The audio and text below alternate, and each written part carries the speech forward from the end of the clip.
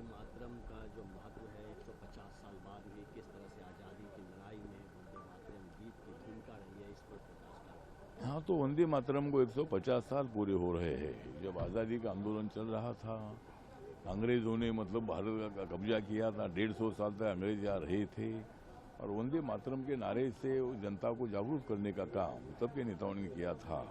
इसलिए माननीय नरेंद्र मोदी साहब ने प्रधानमंत्री के नाते जब वंदे मातरम पर 150वें साल पूरे होने के बाद संसद भवन में ये चर्चा हो रही है, इसीलिए उन्होंने लोकसभा में पूरा इतिहास पूरे देश के सामने रखा है और उसमें उन्होंने इम्पोर्टेंट बयान दे दिया है कि भाई वंदे मातरम का मुस्लिम लीग ने विरोध किया था और उसका सपोर्ट कांग्रेस पार्टी ने किया था, पंडित जवाहरलाल नेहरू जी ने उसका सपोर्ट नहीं किया था।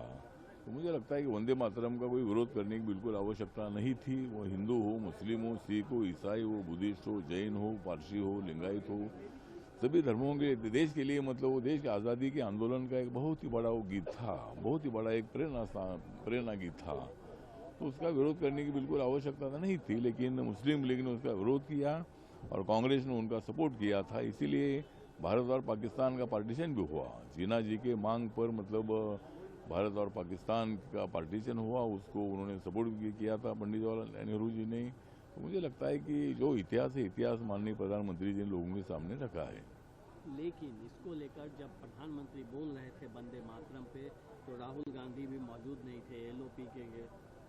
मुझे लगता है कि राहुल गांधी जी अपोजिशन लीडर, उन्होंने उनकी जिम्मेदारी है कि अगर अपोजिशन लीडर वो है तो लोकतंत्र ऐसा होता है कि जब प्रधानमंत्री जी का भाषण होता है तब अपोजिशन लीडर ने वहाँ रहना चाहिए। लेकिन राहुल गांधी जी इतनी सीरियस नहीं है।